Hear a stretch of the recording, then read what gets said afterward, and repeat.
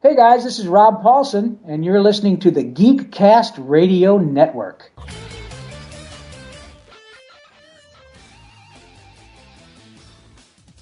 Hey, this is Tom Waltz, IDW's Teenage Mutant Ninja Turtle writer, and you have jumped inside the pool bag. You've just jumped inside the pull bag. Join TFG1 Mike and the rest of the comic crew here at the GCRN as they make their great escape into comics. From DC, Marvel, and Image to IDW, Boom Studios, and Zenescope, we have everything right here. We cover things like Transformers, He-Man, superheroes, TMNT, and Radiant Black. Yeah, we have all that and so much more. It's all inside the pull bag here on the Geekcast Radio Network. So, without further ado, it's time to talk about the comics we're reading right now, here inside the pull bag.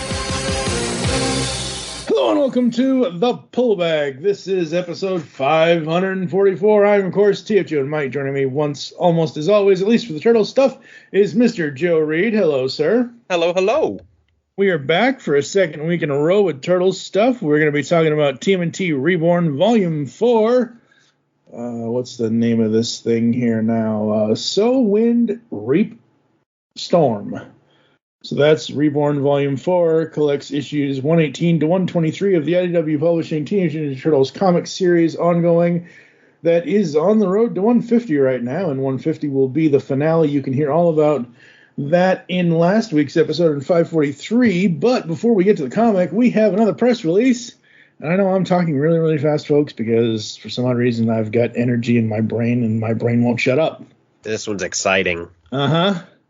IDW celebrates 40 years of Teenage Mutant Ninja Turtles with 5 new comics packed with turtle power.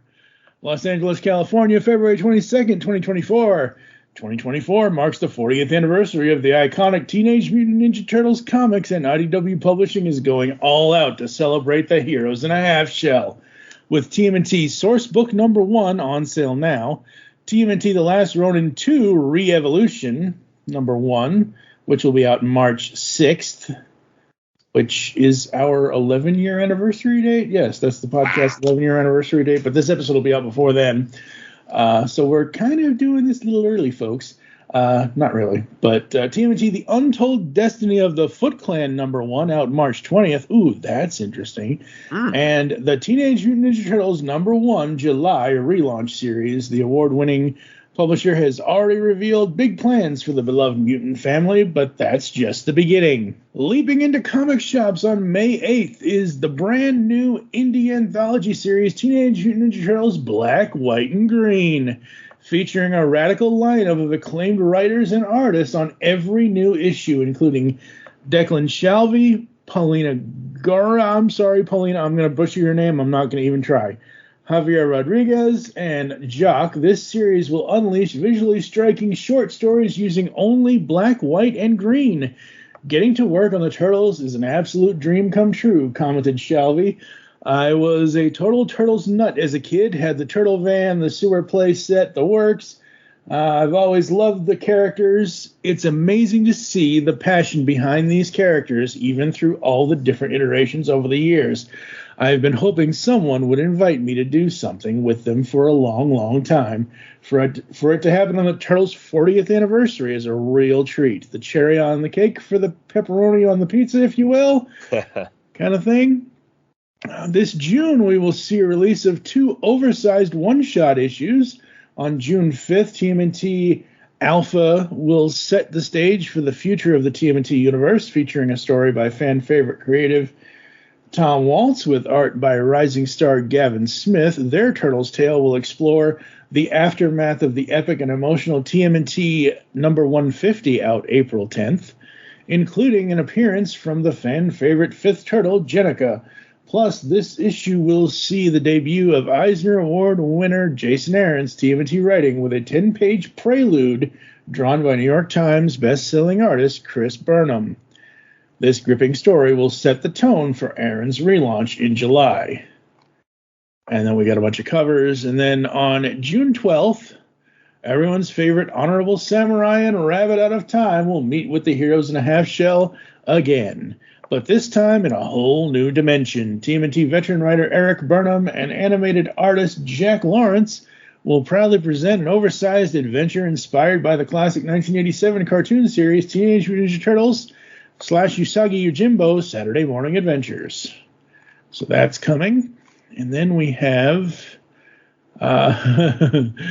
violence and discrimination against mutants is running wild, and a new vigilante will rise up to combat it. But who is this fearsome fighter standing bravely against those who wish to harm mutants? From the inventive mind of writer Junai Baya and the brilliant artist Pharaoh Pei comes TMNT Night Watcher, a new ongoing series this August.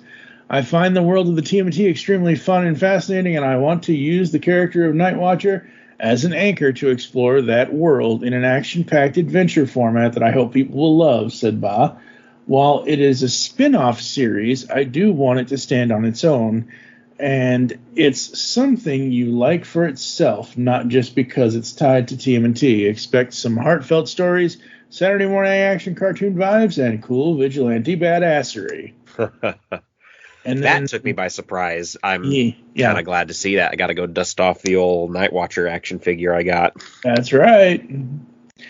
And then the IDW TMNT universe is full of compelling and exciting characters. This September, the TMNT Mutant Nation ongoing series will bring that amazing array of characters into the spotlight. Tom Waltz, the co-writer of more than 100 issues of TMNT, the last run will be joined by spectacular storyteller Sophie Campbell and more fan-favorite TMNT creatives to continue exploring the rich universe and its many mutants. With TMNT Mutant Nation, we have the opportunity to further expand our long-running IDW TMNT universe alongside Jason Aaron's relaunch of the main ongoing TMNT series, remarked Waltz. We have built a massively diverse and exciting ensemble cast of characters and settings over the years, and I'm ecstatic to remain a part of its continued evolution alongside fellow creators, telling more TMNT stories that we all hope will continue to entertain our amazing, enthusiastic, and loyal readership, both old and new. You can't remain as popular and as exciting for 4 decades without having variety, and if TMNT has proven anything since its debut in 1984, it's that the characters can adapt to all kinds of stories. In comics, from the ultra-serious to the hysterically funny, aimed at young and old, and everyone in between, stated IDW Editor-in-Chief Jamie S. Rich. What we wanted to do over the course of this year was build out the line so there is a Turtles book for everybody. What did I say last episode? What did I say? I said the series that's ending, the series that we have been covering on this podcast for a decade now, is not necessarily for everybody. It's not for new readers. It's for it. You can't just jump into this current series. You have to start at the middle of it. Look at all the stuff they're going to be giving us. Holy crap. A book for everybody. Something for everyone. And that's awesome. If you're a fan of cool art and high concepts, you'll like Black, White, and Green, for instance. If you're a superhero fan, Night Watcher might scratch a particular itch for you, and Mutant Nation is our celebration of the long history IDW has with TMNT, giving our regular readers all the characters they have come to love over those first 150 issues, and maintaining the continuity as we enter a brand new phase of Turtle storytelling. Dun, dun, dun. Bum, bum, bum. Uh-huh. Yep. And it goes on and on and on and on and on. So, yeah, folks, we're going to have probably another 15, if Joe and I can keep up for another 15 years, but we're going to have another 15 years of stuff to do for the there's plenty of content. Exactly. Plenty of content. It's overwhelmingly amazing. So, yeah. It was... I was with this past weekend. I was at Great Lakes Comic-Con, and I got to meet again a number of the original Mirage artists, and I haven't corrected I got this pronunciation right, but I think it's Dan Berger because that's what his logo is, not Berger like it looks like. Yeah, it's Berger. It's Berger. Yeah, it's Berger. Yeah. A few days before the con, he had dropped news on his Facebook that he was doing a cover for Black, White, and Green.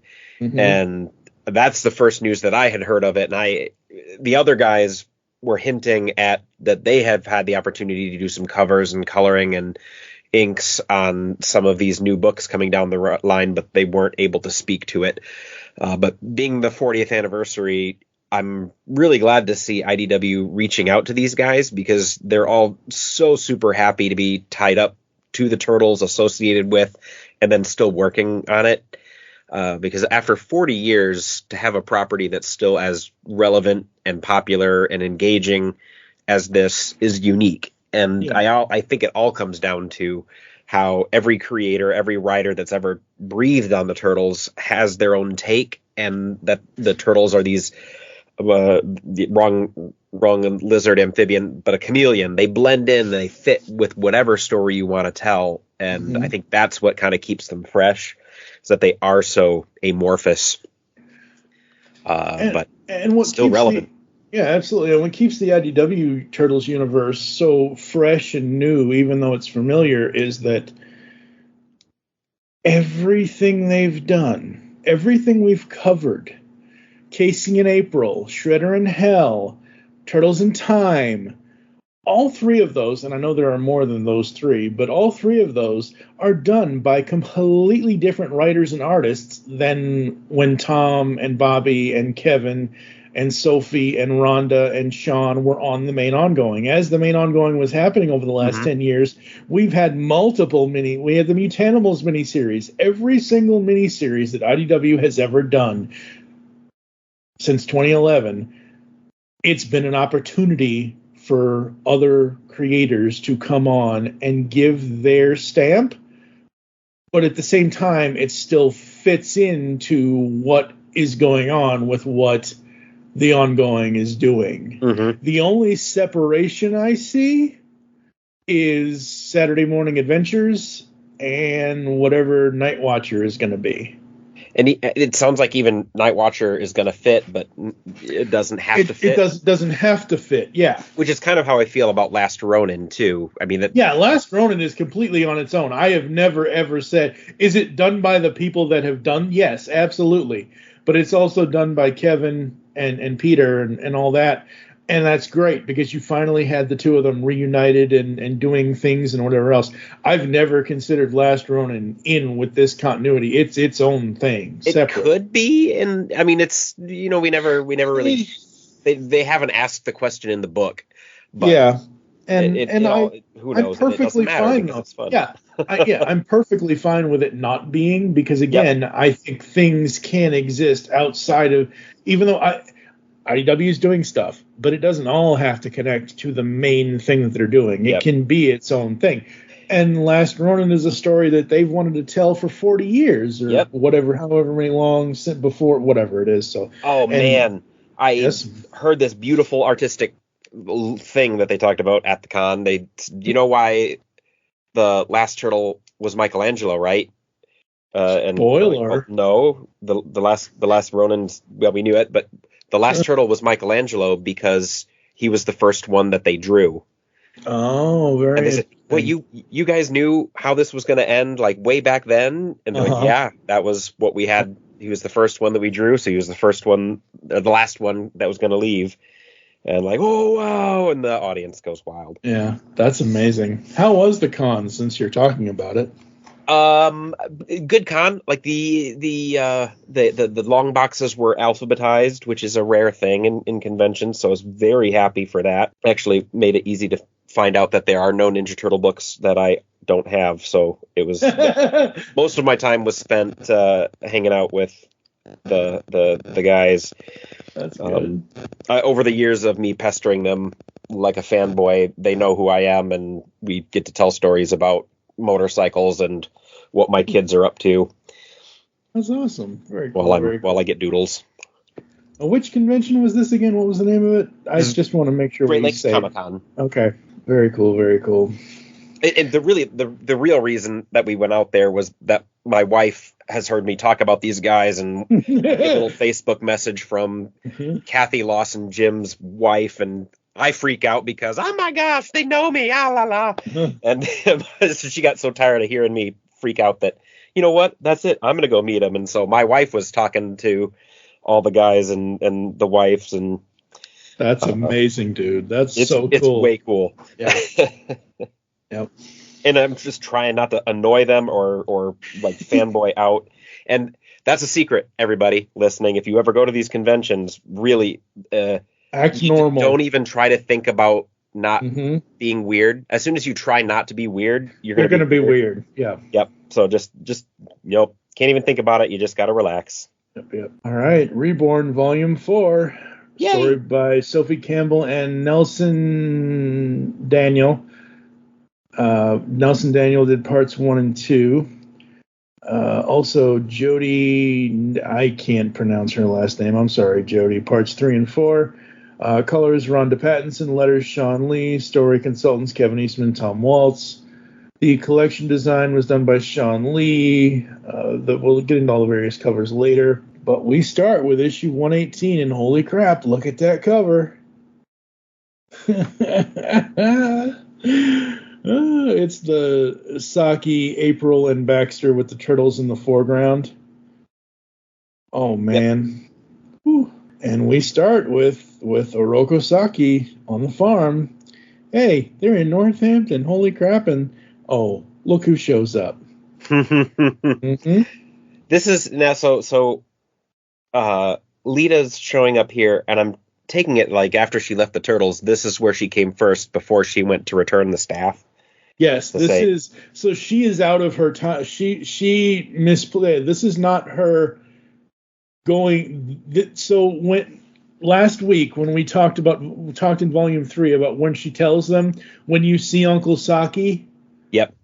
This is that adventure.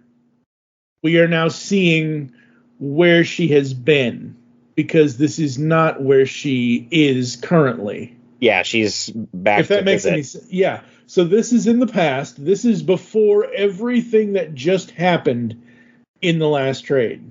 Really? Yeah. It has to be. Because at the end of the last trade, when she says, oh, yeah, and when you see Uncle Saki, well, when did she see Uncle Saki? Because when we saw her in the last trade, she shows up in Mutant Town. Yeah, she might know him though from just maybe after he's revealed himself. I don't remember. That's the thing. I think this is a prelude to what already happened. I think this is the other side of the coin from last time. My theory is that she's gone back to see him in the past, but that she knew him as she grew up. Because I'm assuming that Saki is going to reveal himself to the turtles, in the next few issues. Yeah. And then he's going to be a partner with them and stay with them all through Lita's life. So she knows him. Yeah, already.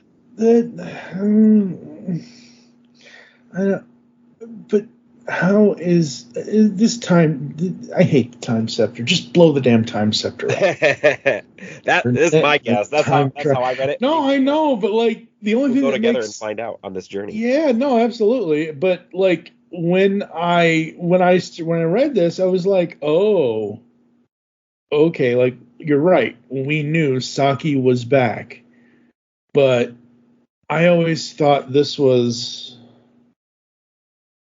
Yeah. I'm sorry to ruin your theory, brother, but it says at the very top, 1 month ago. Oh, so, man, where does it say that? Very top, first page, right by the farmhouse. Bucket. Yeah, so, like I said, when Lita shows up in the last trade and she tells them, when you see Uncle Saki, blah, blah, blah, this is the other side of that. This is us, the readers, getting to see when she saw him. And this was a month previous to the current events of the book. Yeah. Sorry. But she does already know him. Yeah. And she knows what he's doing. Yes. She knows him. Yes, absolutely. I agree with you. I don't know how she knows him or whatever, or how that all came to be. Maybe that's what this is. I don't know. But the point is, as far as the time stream goes from last trade to now, this is a month previous to the last adventure. So anyway, we get a bunch of tiny, whiny gobbledygook. Bullshit. Yeah, gobbledygook and all that. Yeah. So we get her and him and she basically tells him, what does she tell him here? She tells him, just keep doing that, the little things. That's the stuff that really matters the most, right? I suppose so. Thank you, little Lita. Or thank you, Lita. He doesn't call her little Lita. But we then see, and I'm not trying to rush through all of this, but we then see various ways that he has helped each one of the characters. Like Donnie's writing his book, and the Weasels have coffee and computer, and I really should back up my book. And he steps in and he whisks the computer away before the coffee can spill on it, and he wipes it up, and the Weasels just look at him like, who the fuck are you? Like, look at like they're all like, huh? Who's this guy? And I can't believe I'm going to say this, but it's really good to see Saki smiling. You don't often see Oroko Saki smiling, and I know this Saki is different from every other version, and that's absolutely fine. But yeah, it makes me want to go back and reread Shredder in Hell again to see how he transformed into this character. He's free of that Foot Clan dragon guy, so this is who he's supposed to be. Yeah, this atoning for what he did. Yep, and as we go through this is why I said this is maybe it was because I enjoyed this too much, but man, I said this to you off air. I said this trade felt like it read to me really fast. Like this particular issue is definitely like a filler between giant story arcs. One of the comfortable hugs that you get every once in a while from the book. Yeah, absolutely. Absolutely. It is so fun. So we get Mikey and Sally talking. We get this new character. Have we seen Lola Cruz before? She's the reporter. I know she's the reporter, but I forget how. We saw her at the beginning of Mutant Town. That's right. Yep. That's right. So we get a page with her and Saki putting the radio there so she can hear she can hear Mikey's podcast.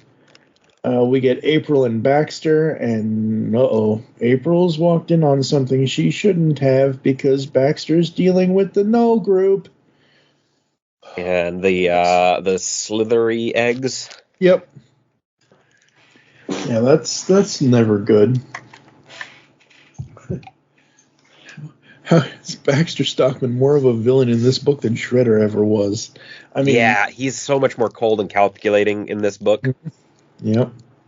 And no fly yet either. No fly yet. You see how it's going to happen, but it hasn't happened. Yeah, it hasn't happened. So we get April versus Baxter, and then we get the Slitheries coming out, and April running away, and we get this agent, whatever her name is, versus April, and April gets beat the hell up, and holy crap. And then not mysteriously, but I thought they kind of do. So the one thing I love in this book is, I've always loved it, but the way that they use color, the way that Ronda uses color. Mm-hmm. When we get to the page where it says page 20 on mine, but where the slithery monsters are attacking April, you see the snick, snap, you see all this stuff, and then you see them getting hit, and I'm seeing all these colors, and I'm like, wait a minute.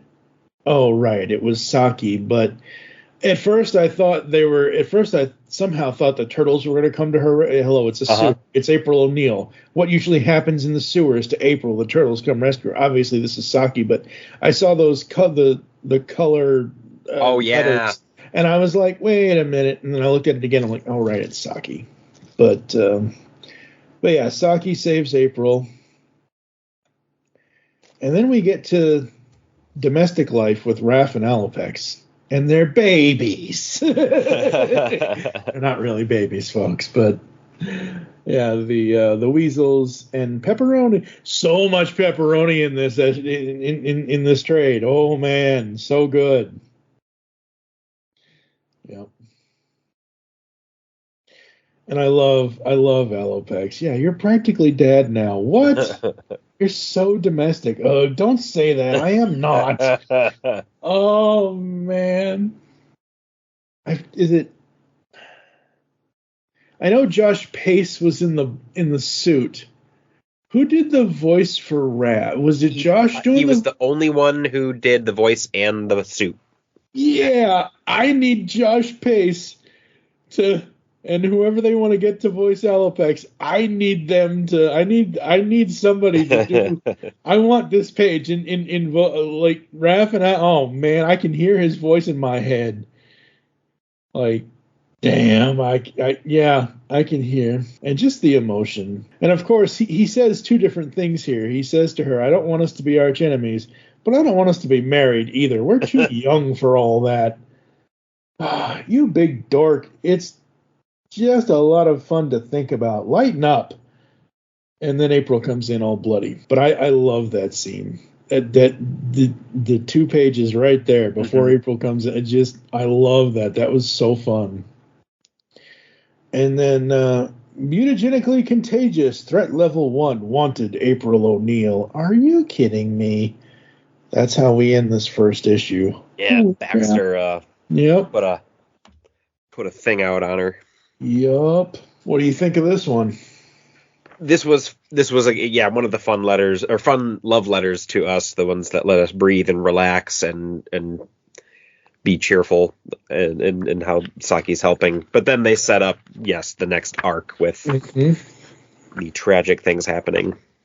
That so in the trade here we get the alternate cover for that issue, which is art by Eastman and colors by somebody whose name I cannot pronounce, but it's Lita, Saki, and then the 4 turtles as like time and things are moving. It's really cool. The main cover, art by Nelson Daniel for Baxter, Raph, and Alopex on the next issue. And we start with April being bandaged up. I'm sorry, that was a stupid thing to say. At least you get to hang out here with us more often. And he's talking to Mikey, and he's like, come here. I'm like, what are they doing? And then, Raph is saying he wants to be at the rally. That's what it is. And that's right. Yeah, little Lita and the Weasels are spying on them, because that's another big thing for this issue, or this trade, is the Weasels, they're training like they've learned quickly. Like, those Weasels are everywhere in this trade. Yeah, I consumed all of these books before we recorded again, and these last 2 trades did just blended right together. But now I remember where we're at in the story and what's going on. So they're going to a rally for Sally Pride. They're going to stand outside the Mutanimals and just have a peaceful little protest, trying to get them to leave before there's ever an election. And Raph wants to be there to run security. Yeah. And what I love about Raph in this is that he, like you were saying when we were talking about the press release, that the Night Watcher might somehow whatever, but I always see that as something separate, even though it is Raph. But he's dressed in like black coat, obviously red bandana because that's his color. But like when he's like sneaking into Casey's place, didn't you hear me knocking? Oh, hey, Raph. And just seeing Raph and Casey is always fun, because you always got to think about giant turtle in a trench coat. What the hell? Yeah.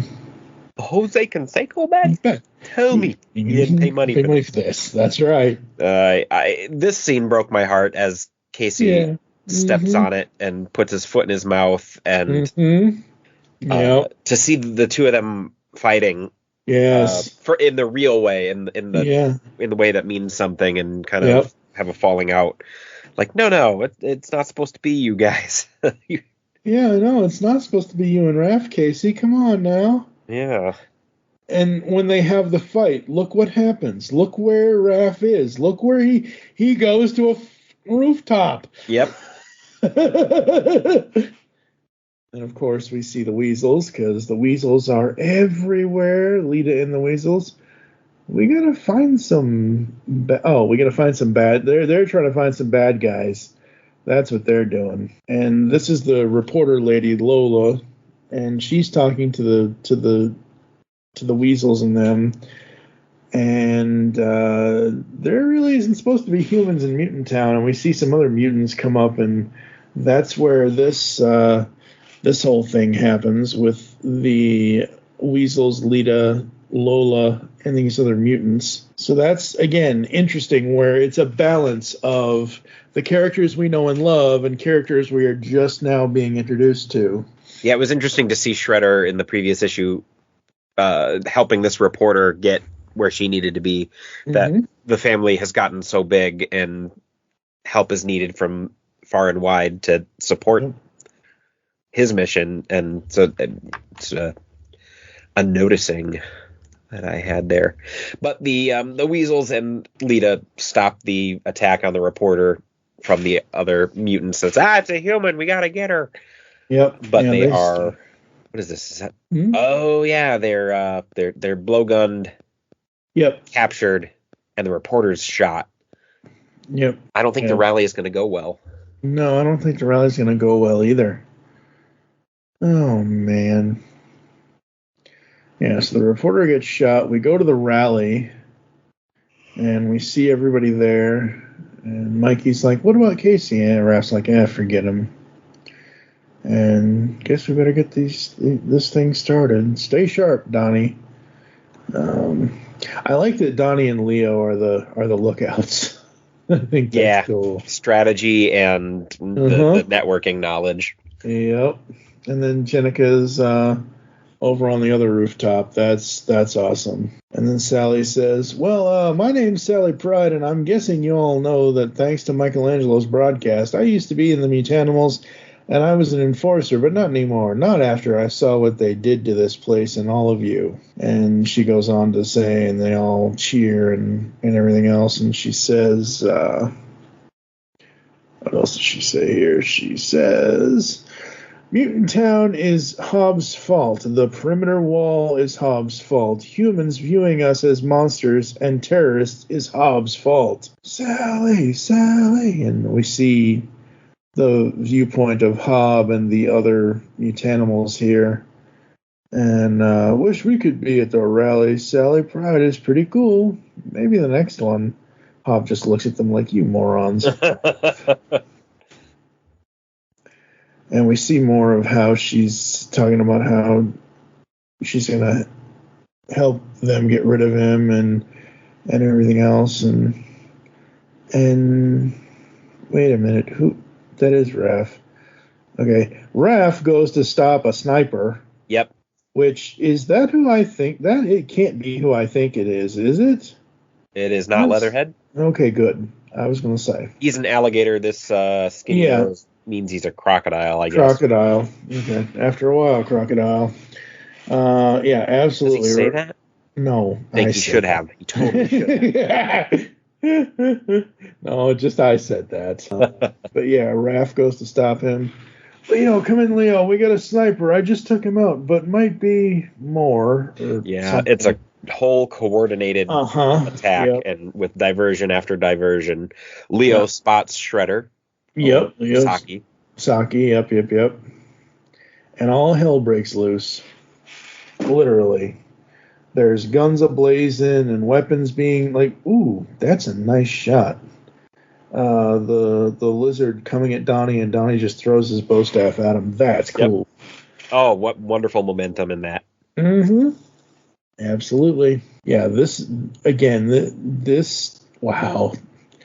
Yeah, so as we get through all of this, we see Jenica saying, "The Mutanimals aren't going to wait for us to decide, Leo. We'll be okay, Master. I just don't know if I've trained you well enough yet. All right, are you all ready to put your training to good use?"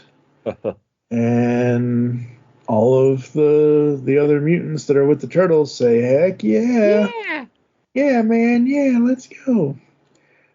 All right, everyone, remember your training. Dun, dun, dun. What a page. Oh, man, cool. I'm looking at all these animals. There's a bonobo monkey, proboscis. Yeah. A proboscis monkey, not a bonobo. Elephants and ants and bears. Oh, my. Yeah. And bat. Elephants, ants, and bears. Oh my. Oh yeah. And then there's Howard Man-Bat. What's Dr. Langstrom doing in here? This isn't a DC book. Wait a minute. But yeah, no, that's how this issue ends, and I'm just like, oh my god. This is why I love reading in trade. As cool as it would have been to read this in single issue, to have the excitement of waiting for the next issue for the next month. It's like, oh god, what's next? Oh right, I can just turn the page and find out. And you do get that lovely wrap up at the end of a trade too. They're at least ending an arc. Yeah. Man, I have to. I don't pay close enough attention while I'm reading in the individual issues to realize how irritated I am that they're over. Well, they're not over yet.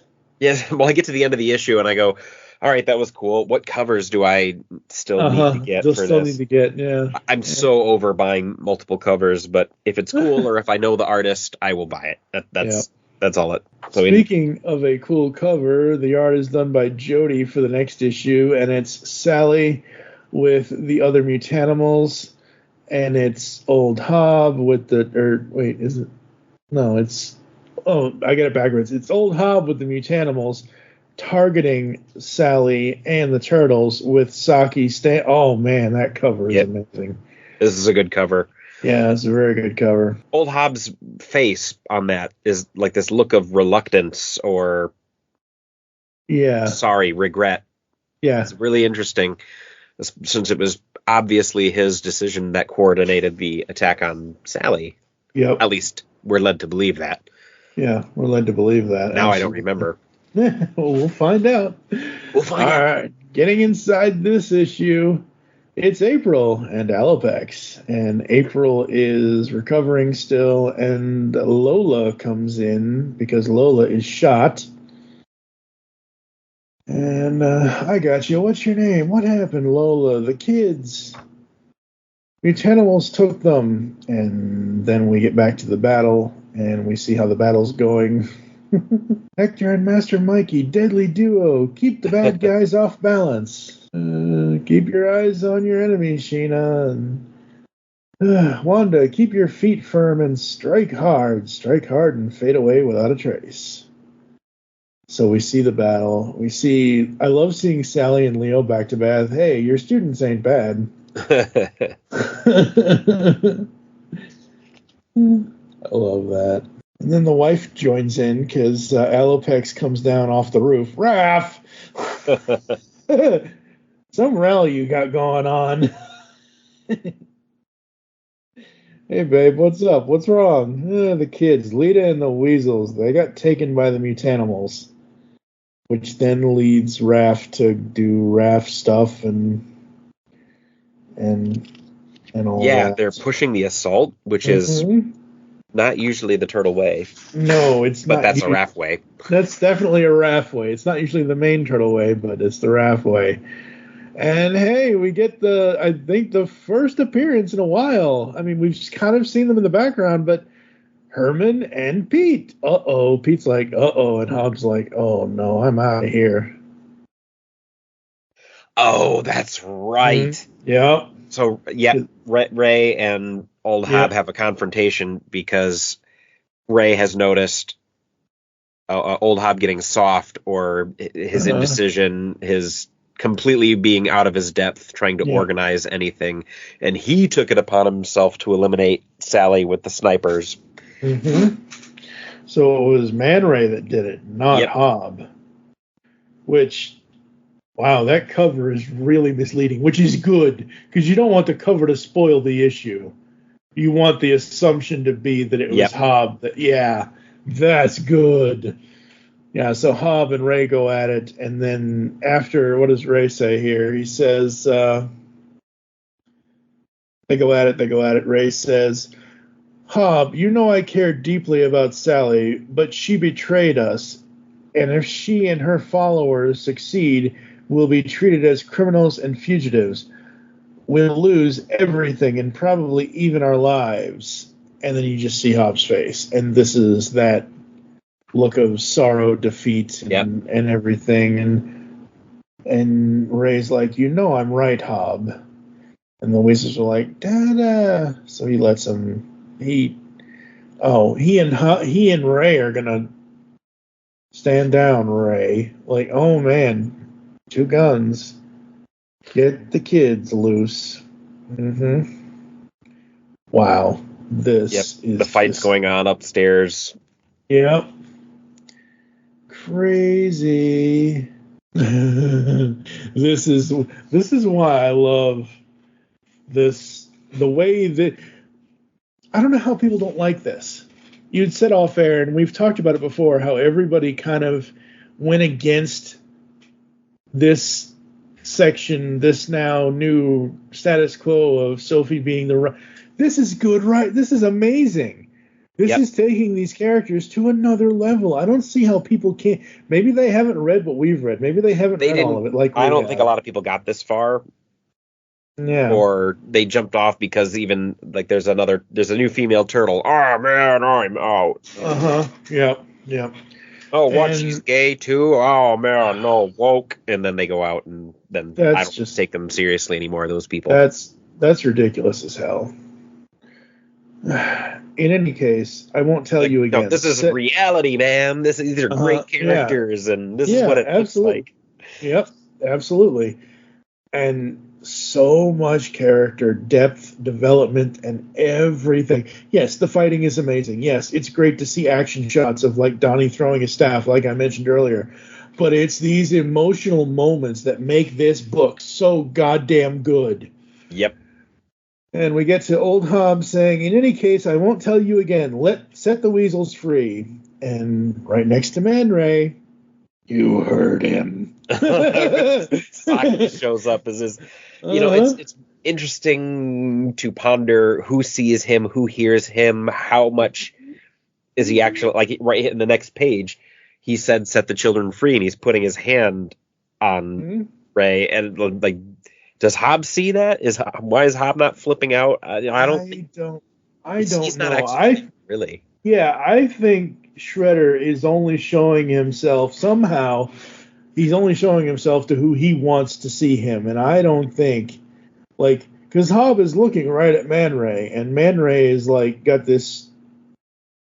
It's not a stoner look, but he's got this like stunned look in his eye because essentially Saki is right behind him and right next to him, and he looks to his right to see Saki, and that's just so cool.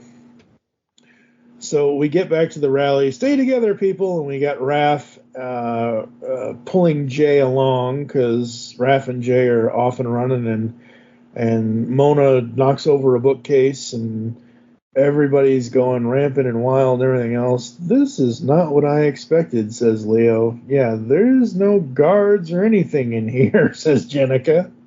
It's all a bit destructive, and it looks more like a riot, looty kind of thing, a little bit. Sally says, he's in over his head. Simple as that. We're taking advantage of it. Where are you, you flea biter? Raph. I'm coming for you. Where are you? That's you as a parent can really, I'm sure if something happened to either one of your kids, the way that the stuff has been going on with the weasels, that you would be in the same angry Raph mode. Mm-hmm. Damn it, where are you? Who the hell? And it's Saki. So, yes, Hob does see him. He definitely sees him now. Yeah, he sees him now. I don't know if he saw him earlier, but he sees him now. And I forget what the squid guy's name is, but the squid guy tries to go up against Saki. That doesn't work. Who are you? Saki just knocks the gun out of his hand, and Saki releases the weasels. Lita and the weasels. I didn't do this. Which, again, is interesting, because we have a flip. Yep. So we learn that it was Man Ray that did this, that Man Ray took the weasels and caged them up. But everybody assumes, because everybody, and some of the assumptions in the past have been correct about Hobb. Some of them have. This one is not. And he's sitting there telling them, look, I did not do this. Who are you talking to, Fleabag? He's not made a job of telling people that he's not been doing this. He hasn't had an opportunity to tell people that he hasn't done it yet. Because they're not listening. That's the no thing. one's going to believe him. Yep. So Saki disappears as the weasels and Lita are free, and then, like I said, Raph says, who are you talking to, Fleabiter?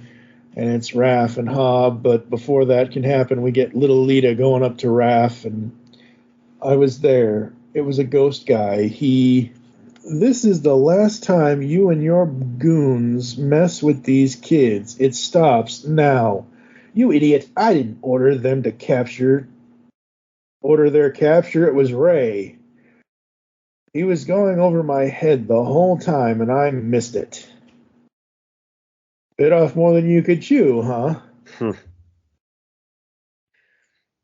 And payback's on its way. You really had no clue what I was trying to do here, did you? I don't care. You can't just do that to people, man.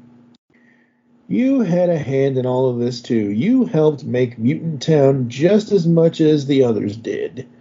So this is Raph and Hobb going back and forth. Hobb says, but go on. Hit me if you think it'll make you feel better. And I was hoping. I was hoping that Raph would just walk away. But oh my God. If this panel doesn't tell you everything about Raphael, the dude has a single tear coming down his face. And you can tell on his face he doesn't know what he's going to do until he does it. And, of course, he hits him. I was hoping he wasn't going to hit him. Only because it would have shown more growth out of him. But I understand why Raph has such a rage for Hobb. Yeah, and Hobb's it's amazing how far that story has come. You know, Hobb kidnapping Raph as a pre-turtle, pre-mutant, and the abusive relationship stuff that happened back then, and now, yeah, man, that's like a really long. We've been with them a long time. Yes, we have. So cool. Do you see? I did not notice this, but I don't know. I try to notice everything. I noticed it now, but I didn't notice it when I read it. But where Hobb is saying in the panel, "You make me sick," we actually see blood. Yep. Coming off of Rat. Wow. And he goes on to say, all you turtles. But I thought the fight flipped, but Raph just headbutts him in the face, pounces on him, smashes his head in. He's like, this is getting heavy. Yeah. Until Hobb tases him. Yep, till Hobb tases him. Absolutely. Hobb's the taser. Holy crap. And he picks up the gun, faces the gun at Raph. We're both mutants. We're in this together. Why can't you ever get that? And we see the gun, and we see the kids just huddling behind the gun. And Dada, no! Kazana! These weasels, they're stabbing people in the back. In this way, they're being wild and crazy. They have this loyalty to Hobb that they always keep trying to go back to him. But they do have the loyalty to Hobb, but they also have the loyalty to Raph. And holy crap, look at she basically she's ravaging she swept him. the leg. She swept the leg. Oh man. So Hobb is down. He's bleeding. He's mad, obviously. And Jay comes in. There he is. There's Hobb. Yep, everybody shows up, all the mutants, and Raph says, like I said, payback.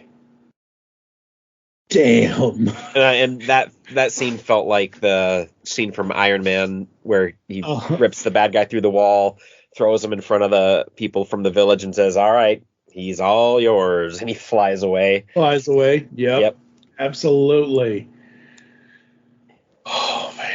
This. Oh, wow. At the end of this issue, I have a preview of Transformers King Grimlock, and the art looks fantastic. I'm not even sure if that ever came out. It did. Okay. We got to go back and check. I forgot about King Grim. There's a lot of the Transformers stuff from IDW that we did cover, but there's a few things that we missed that we have to go back and cover. So that issue ends with a art by Eastman.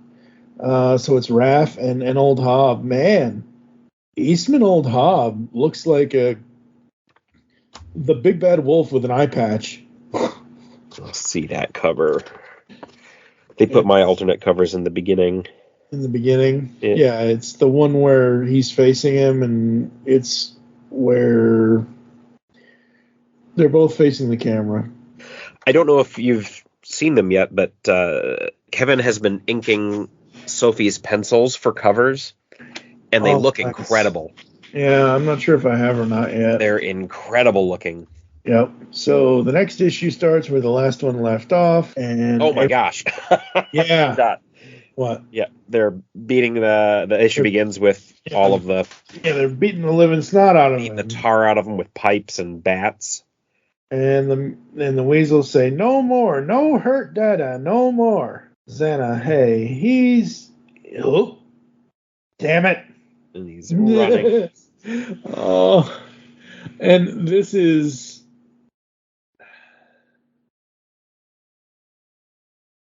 This is one of the... This is why I like this book so much. I mean, I love this book so much anyway, but there's so much Raph in this trade that, damn it, running after him, and then the weasels are looking on, and Mona's like, Mona, I got this. Get out of here. No way. You're going to get hurt. And Hob throws down a couple of bookcases, and or you'll just slow me down. Once we've secured the base, and so we see Leo and Sally as Hobbs running past them and everybody, and Raph is chasing. It's like Benny Hill music now. Uh-huh. Yeah. Wait, was that Hob? Raph? I got this. Go make sure Ray and the other goons don't get away. Out of the way. So Mona, wait up. So now Mikey's in the chase. So Mikey, Mona, and Raph are chasing after Hob, and Hob gets to a fire extinguisher. Holy crap. And he extinguishes Raph. Then hits him with it. Yeah, then hits him with it. And then Mona comes in with the tail whip, and she sends him down. You took so we finally see more of Mona's emotions. And, sir, I'm here. Herman, get this, get that, blah, blah, blah. Aye, sir. And Herman's just following orders like he usually does. We see Raph kind of hiding, and Herman's going all military. On my way, over. Mona, use your tail. And she does, and Mikey throws the thing. Sorry, Herman. More Raph, more Hob fighting. I thought Raph said something about who's on the other line of that thing. And we find, wow, that's where the blood on Raph comes from, because Hob scratches the shit out of him. Yep. This page here, I'm very surprised Nickelodeon approved this. I am, and I'm not. Because again, as I said last week and as I said tonight, this is for us. This is for adults. This is not for kids. It has never been for kids. And it's appropriate for the story in this moment. Right. Absolutely. Well, I know a number of my local comic stores that put Ninja Turtles on the kids' shelf. It shouldn't. Not this book. Definitely not. Raph stabs old Hob in his right shoulder with his sai, the weapons that rarely ever touch flesh. Yep. And not only does he stab him with it, he pushes it all the way in and then sinks it into the wall so he's not going anywhere. It's just the most brutal use of that I think I've seen in any piece of media. Yeah, absolutely. And Mikey finally catches it. Whoa, Raph. let's just take a breather, okay? Yeah. Now you gotta figure out what to do with me. Heh. Mikey, oh man, that's a good one. So after Hobbs says that, where Mikey and Raph are looking at him, so they're essentially looking at us, Mikey is basically looking over at Raph, but Mikey's face is just kind of determined where Raph's just kind of like angry, sad. That's awesome. So Sally apologizes to Man Ray, and we get Leo. Is she, though? Well, I mean, she is in that moment, but like but I don't know if she knows what happened yet. Yeah, I don't think she knows what happened, but she's apologizing for the other stuff. So Leo calls to Raph on the walkie-talkie, and we get Jenica, let's go find him and Mikey. If Hob did anything to them, and Mona, she was with them too, Donnie says. Hey, we got him. And damn, this book. And of course, who's the one character out of this whole... Hey, look who I found rummaging around. The one character that can lighten this whole thing. Pete! Hi! Hi, Pete. Hi, Pete. Sally hugs Pete. The weasels say, bird? Pete's the only innocent character in the whole thing. Absolutely, yeah. Because he's too stupid to be anything oblivious to everything. Yep.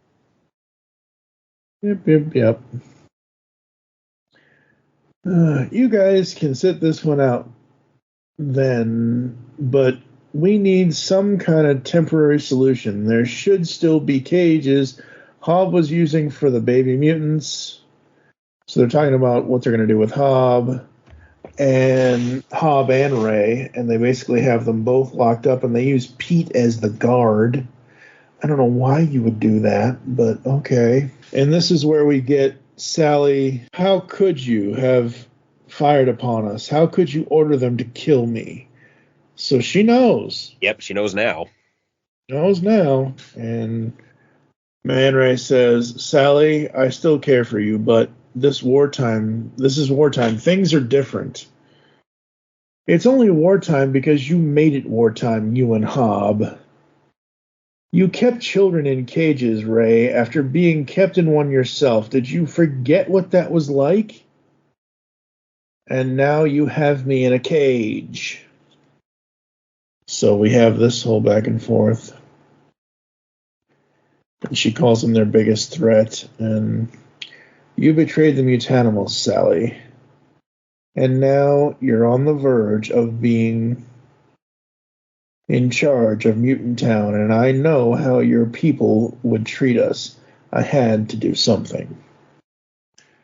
And she says, they were supposed to be my people. They were supposed to be our people. So it's a nice thing here. Again, action and emotional moments all at the same time, which has always been this book's strength. One of my issues with how they're handling Ray in this being in the Mutanimals, they're like, yes, Ray Fillet, Man Ray, however you would like to refer him, was a mutanimal, but he was also very noble and concerned for the environment, and he was obviously a good guy in the original series, and it hurts to see him being such a stringent way to go villain.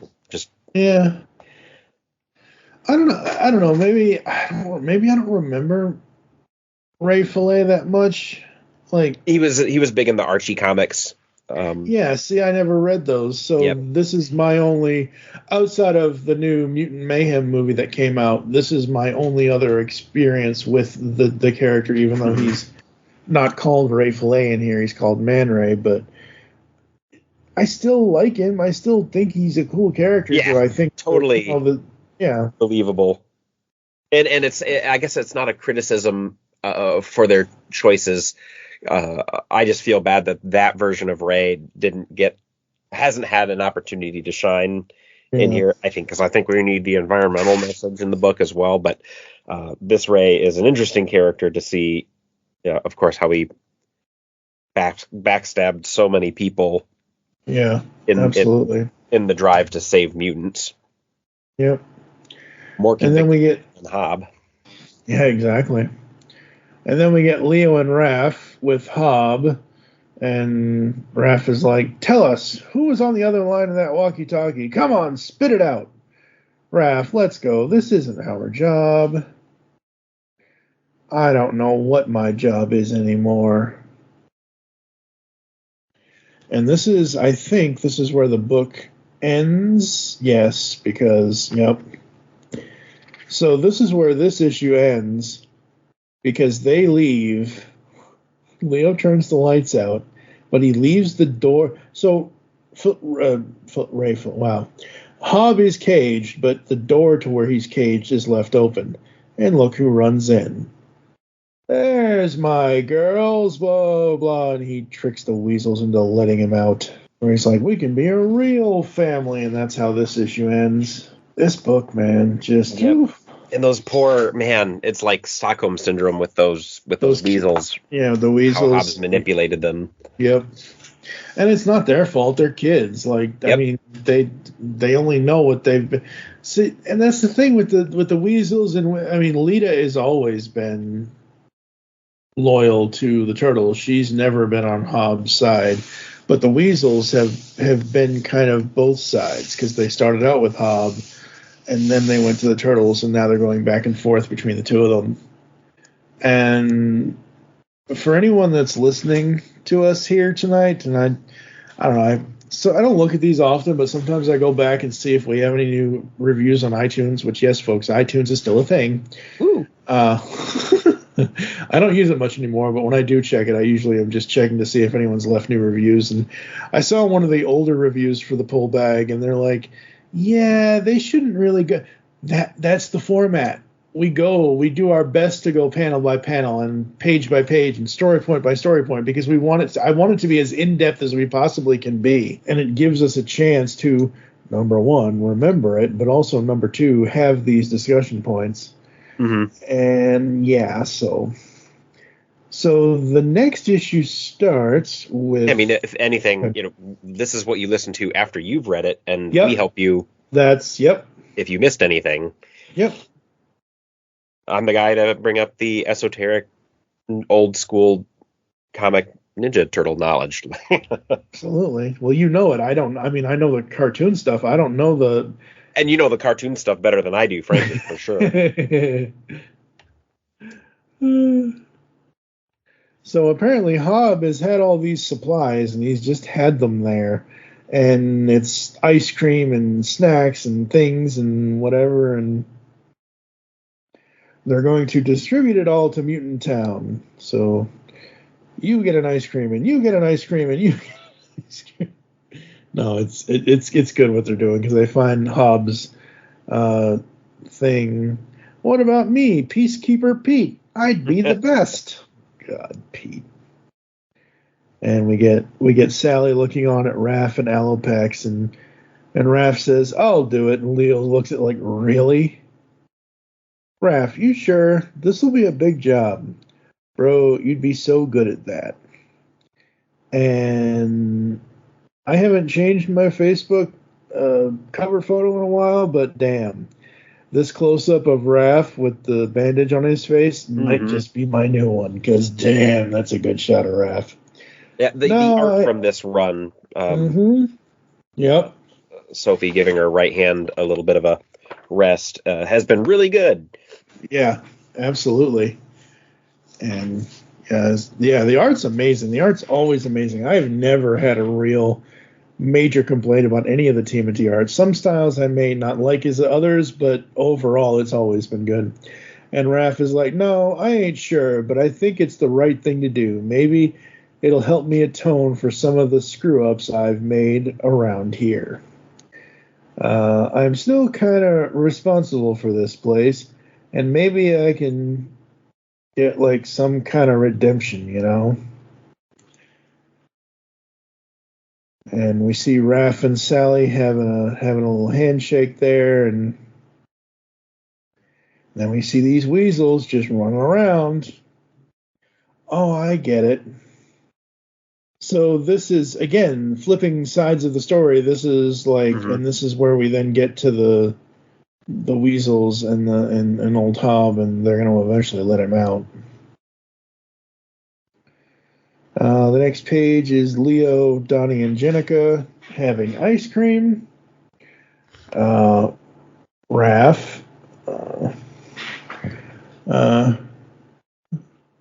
And look how much Pepperoni misses her dad. So we get Pepperoni. And Leo says, none of us are ready for that kind of role, Raph included. Don't tell him that, Jenica says, because Raph be ready.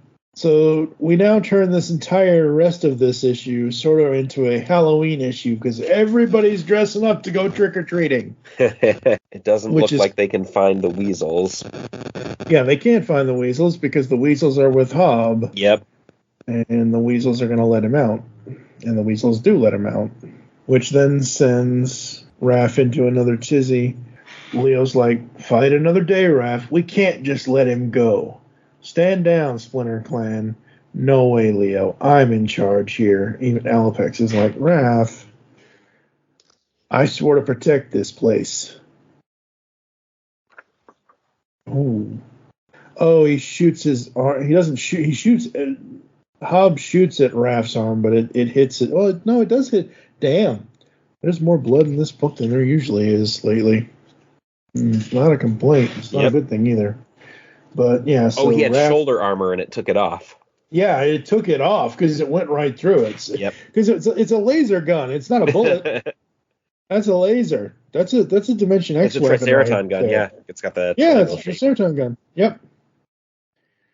So Raph gets shot in the shoulder, and Old Hob escapes through the sewers, and he sees a door, and he. Right, okay. So he does his little handprint, and hey, look, it's Lindsay. Yeah. She been kept in this hole the whole time? Probably. Yep. Yeah. So apparently they're looking at islands and getaways and vacations and everything else. And, yeah.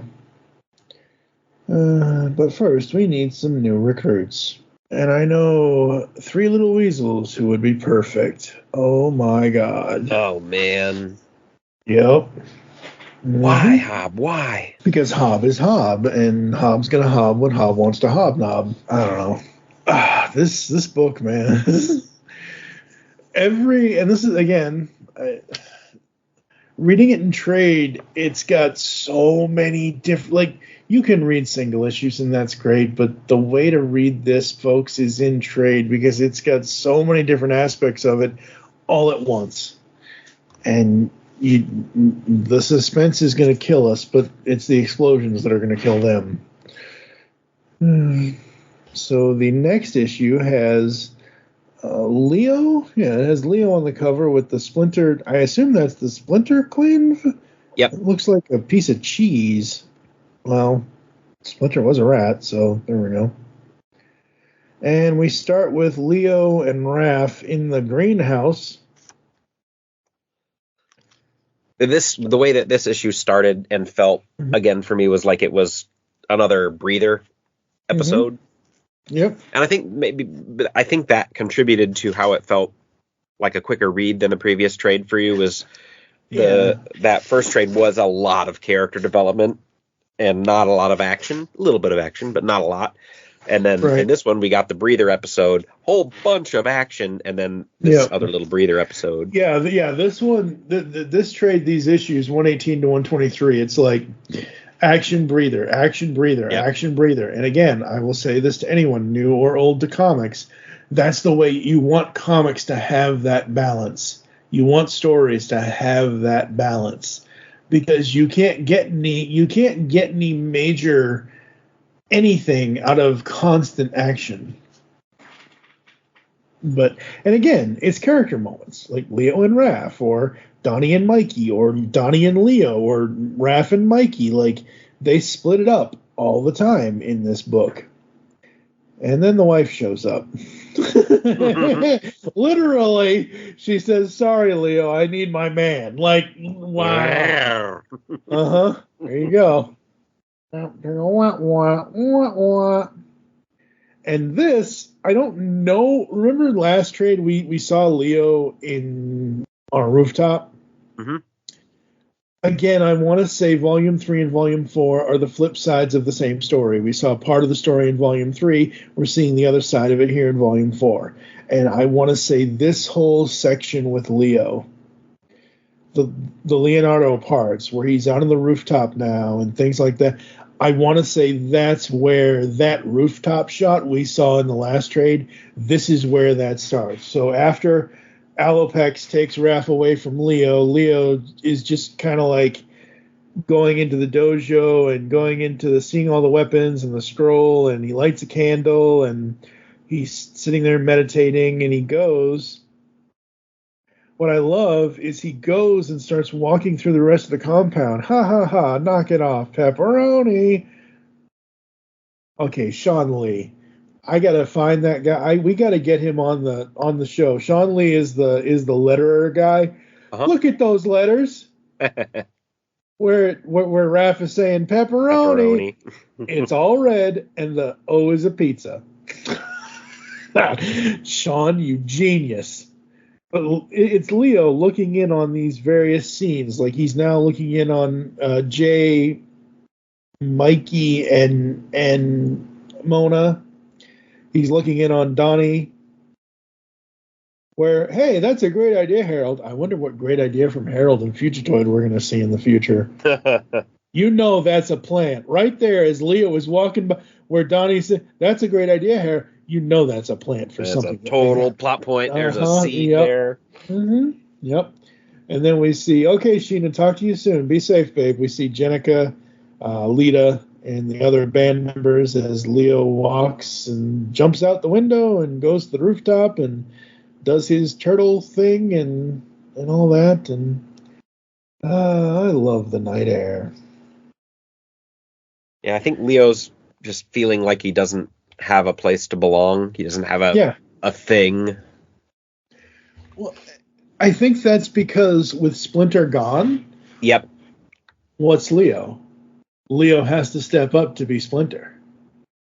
Or not to be Splinter or replace Splinter, but he has to be like their leader, because Leo was a leader before Splinter, before all of that and everything else, but like they're like, and he's teaching everybody. He's teaching all the other turtles, which in turn makes all the other turtles. Look at Raph. Look at Raphael in these two trades. He's had more character development in these 10 or 12 issues than I mean, not ever before, but and Raph's development throughout the entire series has been amazing. But just in these two trades alone, how far Raph has come. And I think, like you're saying, Leo doesn't have he doesn't have a person, he doesn't have a this, he doesn't have a that, he doesn't have something to do. What he's doing is being by himself, being self-reflective, being out in the night air that he loves. Yeah, there's that twinge of regret. And I think by stepping up into the leader role, it's not cool for the leader to get in with the troops and to be social or funny or to show that other side, like that. It doesn't work in that way. And I think, Leo's still at this point in the book, a teenager, not ready to be the father figure, very reluctant. And more than any of that, I think he's missing what his dad provided for him, which is like that, the guidance and the rock. Absolutely. Yeah. And as he's doing his self-reflection, sitting on the roof with the night air, what's all this? Sheena and Casey? Leo? Hey, Casey, good to see you. You here to bust us or something? Heh. No, I'm not. Raph is the constable, not me. Yes, Raph is definitely the constable. And yeah, that's now that I know what's coming, like that seems like his gateway drug to being the Night Watcher. Yep, pretty much. The Splinter Clan isn't a police force or anything like it, or anything. I like to think of us as more of a neighborhood watch, or it's cool, man, just messing with you. Hi, Sensei. Please don't tell Jenny about this, okay? Tell her about what? I don't even know what you guys are doing. Come on inside and see for yourself then. And this is where we get something for Leo. Fight Club! One rule about Fight Club is nobody talks about Fight Club. Yeah, nobody's going to talk about it. Nope. But as the characters approach Leo, the guardian of the club, or not the guardian, what do you call it? The person who runs this club approaches them, and they're going back and forth about, hey, Leo, you should jump in here. You should get in. And he's like, no. Oh, come on. Okay. Okay. No, but I jumped ahead. But no, Casey absolutely. was there to fight. Yeah, Casey was there to fight. That's what's going. Yeah, that's what's going on. And it ends up being, doesn't it end up being Casey? No, so it's Casey versus this other mutant. And Tamara the Terror, who looks like a crab of some sort. Yep. And so then they fight, and we got Leo and Sheena talking in the background. And Casey defeats him. Casey Jones, still undefeated. Hey, good match. So, again, character development, everything else. Casey's come a long way, just like every other character has. And, like, good sportsmanship. Like, it's not fight to the death and I don't give a shit about anybody. You know, he picks the guy up, he dusts him off kind of thing. Like, hey, this is a good match, so, you know, whatever. That was great, Casey. Good job. What were you going to say? Sorry. We're the characters, as they're conversing, were given the impression that this really is a safe, happy place to beat the snot out of each other. That they make sure that it is in good fun and in good nature. So it's interesting. I think that's about probably the only thing that would have convinced Leo to do it, because Fight Club doesn't feel like a Leonardo thing to me. He's more like, no, martial arts only when you need to, only when it's life or death. But no, he gets in the ring. Well, he gets in the ring provided one thing. All right, then, but I don't want any money. Because that's the other part of this Fight Club, is they're fighting for a cash prize. Yep. And the announcer girl is, now we got a new fighter, the Turtle Terminator. Oh, if that isn't a reference to Mikey. Didn't he call himself the Terminator Turtle at some point? In one of the, I wonder what their wrestling names were on the Stump Asteroid in the Archie book. But okay, we know that Raph is the Night Watcher. We've known that for a while, and I need to do this, and I need to figure this out. But I think in the 2003 series, the animated series, I think Mikey does go out on his own, and he does call himself something like the Turtle Terminator, because he dresses up completely different. Like, he puts on a whole bunch of stuff, and he does a whole bunch of stuff. So I think it might be referencing that, but I could be wrong. Versus Carmen the Conqueror. And fight. Carmen just punches Leo, because he's not going to hit it. Leo's not going to hit a girl. But, come on, Leo, show her what you got. Don't you dare go easy. Like, all right. And we see him fight. And, so, I mean, Leo, the winner is the Turtle Terminator. Carmen the Conqueror is down, but we still love her. And you know what we get here, though, that the page, the last page, winner is Turtle Terminator, up on the top there. You get some of, who's the artist on this? I should know this now. Nishijima? Yep. Is doing some of the Sophie thing with the colorful behind him. He's thinking about Splinter and what they used to have, and the stress he had as the Dark Leo with Shredder, and even remembering his past life as a human. And this is how he's getting his negativity out, his emotions out. So this is what I said earlier. Like we were saying earlier about how Leo feels like he doesn't have a place. He's found his place now. You're totally right. Yeah. No, exactly. Well, as soon as he said, I'll do it, but I don't want any money. Yeah. Like, I knew as soon as, he says to Carmen, my name's Leonardo. If you let me, I'll teach you those moves too. He's going to go to this fight club and just recruit a bunch of new ninjas. Yep. Okay, I'm in. See you on Monday. It says.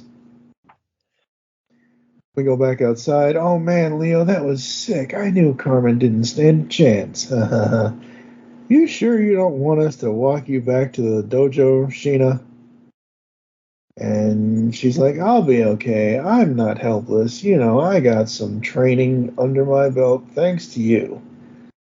Oh boy, this is a setup if I ever saw any. Stay safe, Sheena. Uh-huh. Uh-huh. And I love, again, anytime Casey gets moments with the Turtles, one-on-one, I absolutely love it. So Leo says, stay safe, Sheena. And then, so how's Raph doing besides him being a cop now? He's doing well. What happened with you two anyway? You know, Raph's got a life now. He's got a girl, the dojo. Not much time left for me. It's just how it goes. And I know this all went down right after Splinter passed, plus my own dad and the mutagen bomb pretty much ended the Purple Dragons and left me out in my ass. I don't fault Raph, but I don't know, man. It's just all kabloosh, you know? Yeah, I understand. And Casey says, what about you, though? Where's the rest of the clan? Father's death mostly, but also a bunch of other stuff. And Leo says, I suppose my dad... so I have to... Yeah. So he says, everyone else seems to have found their own friends, their own social groups, and all of that except me. I suppose my dad filled that role for me, so maybe that's why I never ventured out into the world the way my brothers did. Mm-hmm. I keep thinking of a thing Donnie told me one time. You know, this guy, Maslow, the famous psychologist. No. No. Of course Casey doesn't know him, so he goes on to talk about all that. And Casey still doesn't get it. And this whole thing is interesting to me that Leo right here is about to kind of fill the role that Raphael had with Casey. Yep. As they're walking back to wherever they're headed. Yep. They see two mutants roughing up a capybara mutant. And, hey guys, move along. And Leo says, no, I don't think so. And then Casey and Leo look at each other like, oh yeah, this is going to be fun. Yeah, just like old times, sort Old of. times. Shall we? And look what a Gungala, which is what 2003 Casey says in the animated series. Oh, God. IDW just touching every section of the franchise. Absolutely love it. So Casey and Leo. Ooh, and I didn't know. Wait a minute.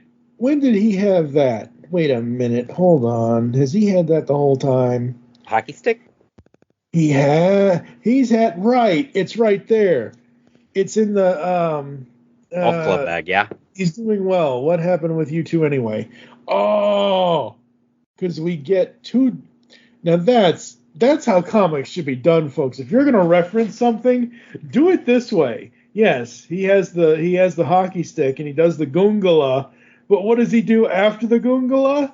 Four. Like, oh man, I love that. That's so good. And then Leo interrogates the other mutant.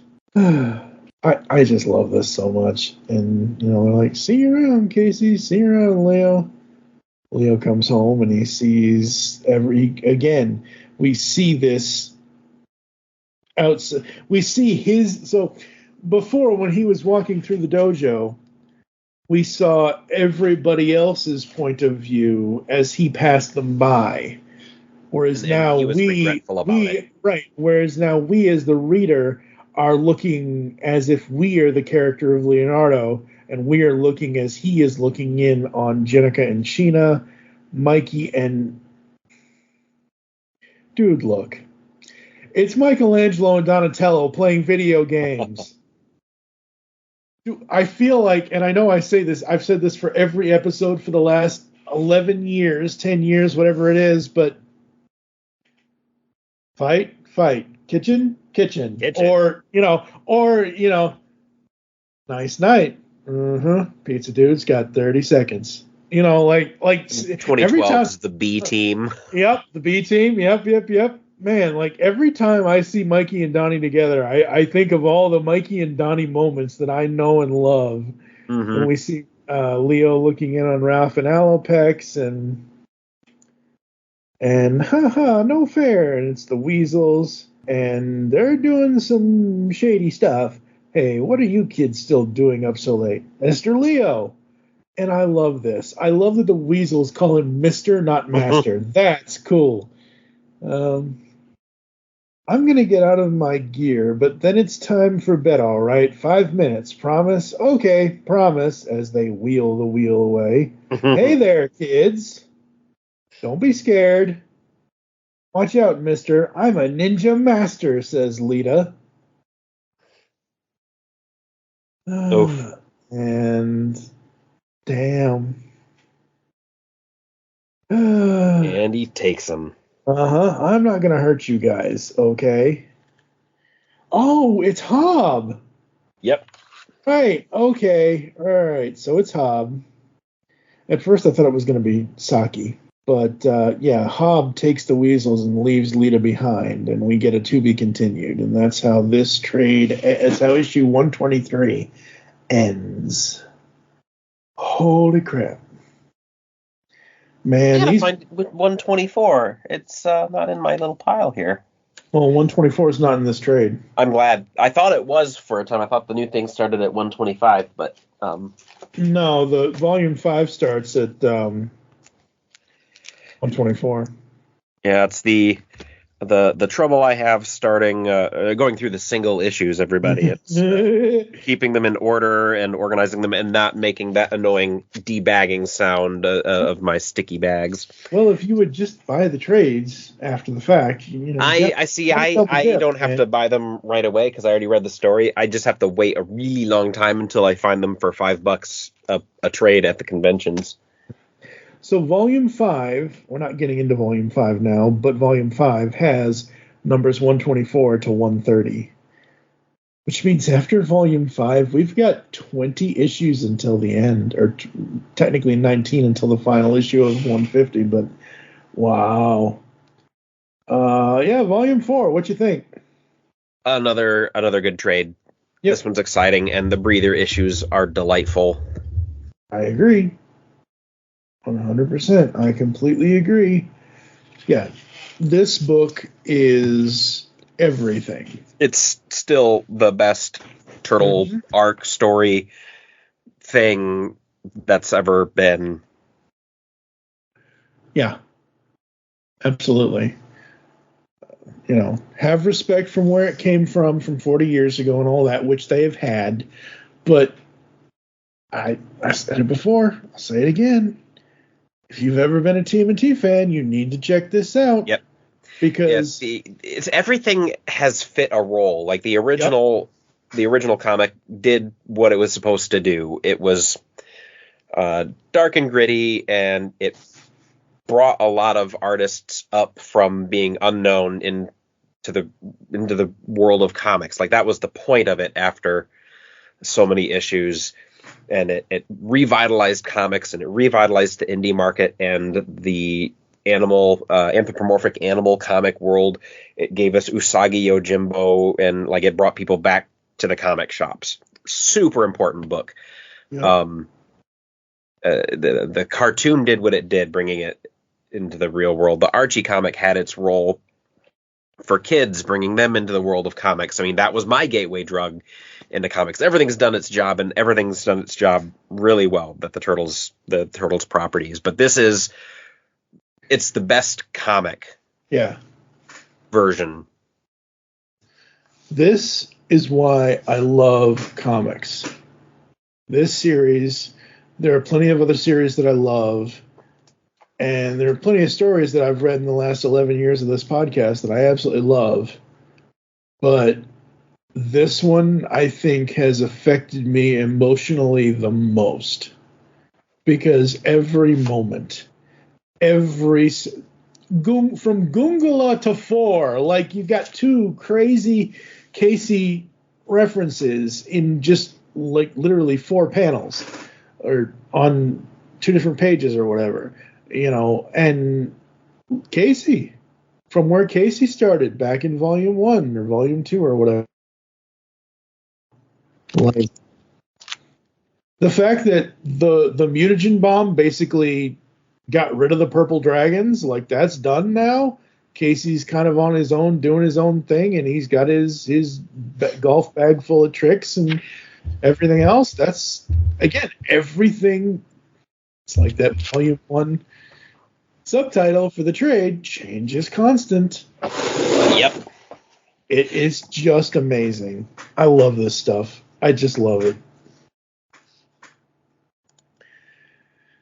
All right. I'm basking in the afterglow of everything. And it's because it's coming with all the new books that we read about at the beginning with the press release, and having just been to that convention where it's a reunion of these guys, and Berger, who hasn't been to a convention in forever. Like the 40th anniversary is going to be a huge year. Yeah. And that change it's about to happen, and that's just so cool. Yep. Absolutely. And I will say to anybody that wants to read this series from the beginning, if you can, as long as they're still in print, get the hardcover, get the ultimate volumes, because the ultimate hardcover volumes are collected in story order. So all of the issues are done, collected at, like, you get where Casey and April start, wherever they start in the continuity. You get this, you get it all in hardcover. Like, I actually want to go back and just collect the hardcovers to say I have the damn books. Whether I read them again or not is another story, because we've spent the last 10 years covering them. But those hardcovers are what I gave my son to start reading the book. Nice. And I think that's the thing that you loan out. Yeah, absolutely. Those aren't for me. Those are for other people to read. All right, now are you talking about the hardcovers that have like the characters on wrap down the Dan Duncan covers? Yep. Those are brilliant. Those are brilliant books. Yeah, because Volume 1 has Raph, Volume 2 has, every cover has a different character on it for the various volumes of it. And yeah, I've wanted to collect those for the longest time. I just haven't done it yet. Some of them are out of print, but I can't imagine that they'll be out of print forever. And I'm sure I can get them on eBay or something. I can find something. And Amazon. Yeah, exactly. But yeah, Volume 4, man, Sophie's kicking ass. All of the artists are kicking ass on this so far. It does. Usually when comic books change writers, it's usually because, in the case of, say, Marvel and DC, new number 1, we need number 1 money for this character. Spider-Man, Batman, Superman, Iron Man, whatever it is, doesn't matter who it is. I'm just using those as examples. And the way Marvel and DC has always done it is every new series, every relaunch, somebody else gets a new shot, somebody else gets a new whatever, because the last person may have had 50, 60, 70, whatever issues. With Turtles, you got Tom and the team on the first 100. Now you got Sophie and the rest of the team, mostly new people, some continuing from the past. And Sophie started on Turtles way back in Northampton and everything else, so she's not completely new, but changing writers sometimes feels like it's completely different. This doesn't. Everything in my memory from what we've covered in the last 10 years on this podcast, all of like Cityfall, Krang War, Secret History. Well, Secret History was done by Matteo Santaluco. But the point is, it doesn't matter it all feels connected, because it all is connected. And I don't see negatives in that. Like, I'm not going to nitpick something. I'm not so close-minded, like you said earlier about all these other people. Like, oh, woke this. if there's one thing in this world I wish would go away is the whole woke thing. Like, oh my God, get over it. Yeah, woke as an insult is my the alternative of that is being asleep. So like, it's a good thing that we're all woke and that we understand that other people are human beings and they have lives. But yeah, that I don't let people get away with that when I have an opportunity to confront them about it. And I think it's important to confront people about it. And I want to say that like the Ninja Turtles kind of inspired that in me as a personality trait, that we do embrace people for their differences. And when we don't win by defeating the enemy, we win by converting the enemy or bringing the enemy into our cause to see it from the perspective of harmony and morality and humanity. And I've used humanity a number of times, but I'm talking about mutant turtles. But we're all souls. We have souls on the inside that are important to respect all these different people. Absolutely. So I don't think. What I'm saying is we can't let that kind of narrow-mindedness or obliviousness to other ways of life be. No, this is my chance to enlighten somebody to how things really are. And you do it as a leader, as a shepherd, to say, no, come with me this great way. And it really is the Turtles. I mean, it was that Archie book that blew my mind wide open as a kid. Like, wait, there are other religions in the world and they're good people. They can be good too. Oh, okay. And I should be aware about what I do with my plastic trash. Okay, that's easy. It takes no effort. So, Turtles are important. Yep. Once again, I don't think I have any nitpicks out of this, and there's nothing major. Nope.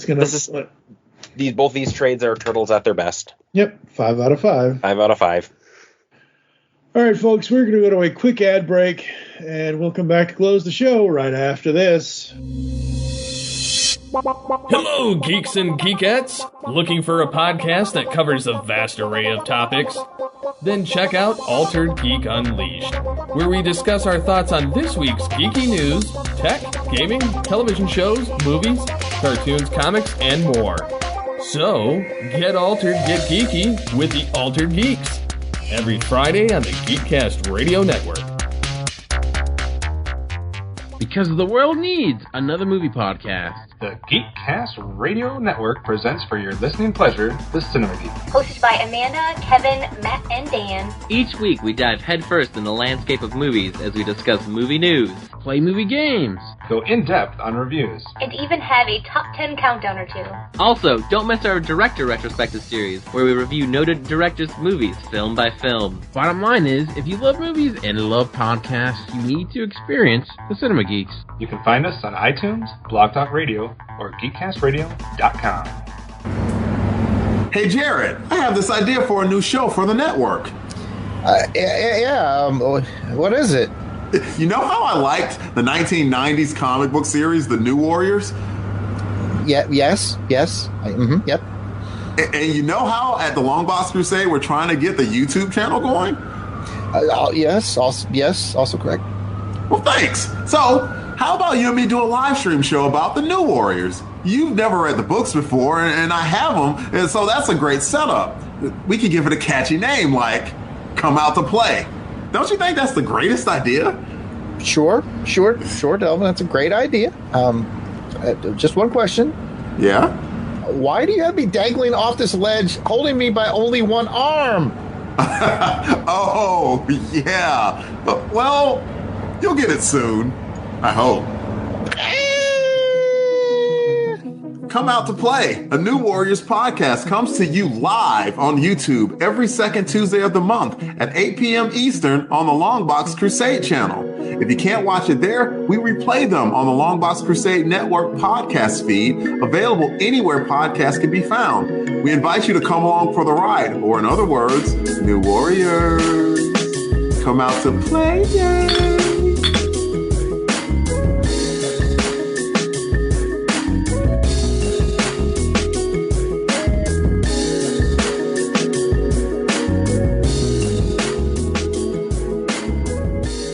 Hi everyone, I'm here to tell you about the DC Comics News Podcast. Here every week to talk everything DC. Movies, TV, comics, and everything in between. But don't just take my word for it. Here are a couple of our sponsors. Listen to the DC Comics News Podcast. It's audio justice. No. It's audio chaos. These wackos are crazier than I am. Well, maybe you're both right. Regardless, you can catch us on every kind of podcast platform. Apple Podcasts, Google Play, Spotify, Stitcher, and everywhere you find great podcasts. So, can I go now? Let him go. He did everything you asked.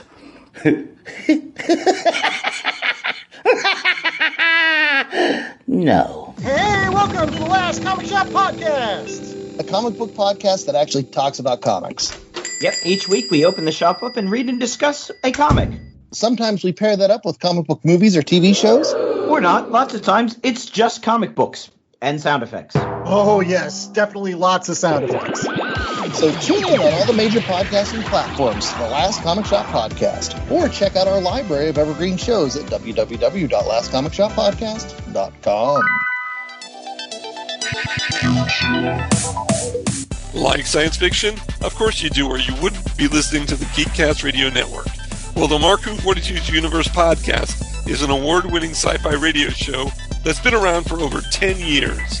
We cover everything from Doctor Who to the MCU to pop culture and everything in between.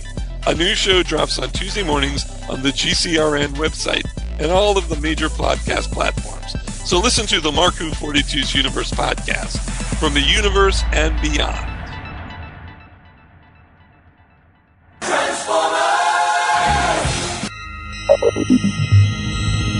You are receiving a transmission from the Rod Pod. Upload pending. Stand by for soundtrack transfer. I am Maggie. And I am John. And we are trapped, hurtling through space in a ship shaped like Rodimus's head. The ship, for reasons we haven't been able to determine, contains the entire run of the IDW Transformers Phase 2 comic, which chronicle the events following the end of the war between the Autobots and Decepticons. So we figure we may as well read them all in order and report our findings to you. Stand by. Stand by. Upload complete. Now.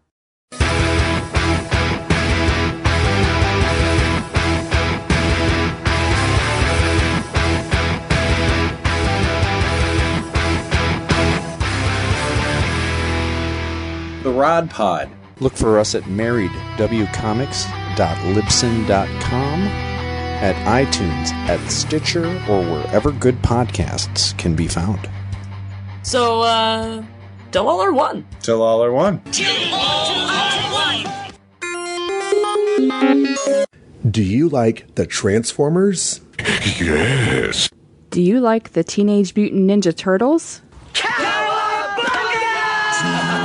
Do you like IDW Comics? And comic book podcasts?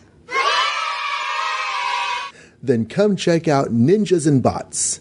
Each week we look at an issue of Transformers or Teenage Mutant Ninja Turtles from their IDW Comics incarnation. We drop episodes every Saturday morning. Just like the cartoons we loved as a kid. The show can be found on your favorite podcatcher and at johnreadscomics.com. See you then. On the Simplistic Reviews podcast, we talk movies. We talk TV. We talk... Hello, Julie, what the heck are you doing? Trying to make our spots sound more exciting by adding explosions. Yeah, I'm pretty sure you could have got the point across with sound effects, not the real thing. Car. Download the show on iTunes or at simplisticreviews.blogspot.com. I'm sure your insurance company will cover that. No, they won't. No, they probably won't. I blew Dan Berger away talking to him, as I said, like it was obvious that he doesn't understand and didn't understand how important his work was. Right. Like, these people forget. Like, millions of people know who these characters are. My students in my urban inner city school know who Leatherhead is. because of the movies, and he helped create that character. It's like, dudes, you guys are like Walt Disney. That's right. You've created this massive cultural thing that exists in our zeitgeist and will forever be a part of American pop culture. And he and his wife were sitting there, and she like gasped, and he's like got his eyes big, like, yeah, for real, dudes. That's right. This is real. What you did is important. It's not, you weren't just drawing a children's comic book that ended up in the trash. Like, no. And it wouldn't have been something that lasted for 40 years if that's all it was. Absolutely. We are back, folks. And yeah, that's going to wrap it up for this episode of the Pull Bag. Coming up next, I've got another Origins episode with Shag Matthews. So the Irredeemable Shag is going to drop by and give his comic origins. After that, I'm not sure. We are marching into the 11th anniversary of the podcast as February comes to a close and everything else. So I don't know what's happening. I got to check with a couple of friends. I got to check with a couple other people to see what's going on so I can figure out what I'm going to be doing in March for the podcast. But as of right now, we've got, let's see, probably going to move that, but we've got, like I said, comic origins with Irredeemable Shag. We've got Superman Unchained with Ryan and I doing that. We've got another Origins episode, and I think another one after that. So that's going to take us into March, leading up to the 11th anniversary of the podcast. If anyone wants to send in anything for the 11th anniversary of the show, you can send either text or audio MP3 emails to feedback@geekcastradio.com. You can obviously visit the website, geekcastradio.com, where you can listen to and comment on all of our content. You can check us out on all the podcatching clients that you choose to use. I prefer Spotify, but that's just me. We are on Twix. You can follow at Geekcast Radio at The Pullbag, and I am at TFG on Mike. You can check us out on Facebook, facebook.com/Geekcast Radio Network, and The Pullbag, as well as checking out the Geek Stuff Garage Sale. Well, there's that. And like I said, next time will be the comic origins of Shag Matthews. For now, I'm TFG on Mike with Joe Reed. As always, make your great escape into comics, and we will catch you next time. Gonna have a lot of editing to do. Mm-hmm. It's okay. I always have a lot of editing to do. It's fine. Clang? Did you say clang? Edit point. We are... You've just heard the latest episode of The Pull Bag, the GCRN's first comic review and discussion podcast. There are several ways to get in touch with us and leave feedback for the show. You can visit the website, geekcastradio.com, where you can comment on the episode and all of our different podcasts. You can rate and leave a review for the show on iTunes. Be sure to leave us feedback. Become a fan of us on Facebook, facebook.com/thepullbag. Send us an email, feedback@geekcastradio.com. Follow us on Twitter @thepullbag and @geekcastradio. So until next time, make your great escape into comics and unleash the geek in you. Don't you guys take anything seriously? Of course we do. Like what? I should have guessed. Oh well. Give me a slice of the bananas and sausage, will ya?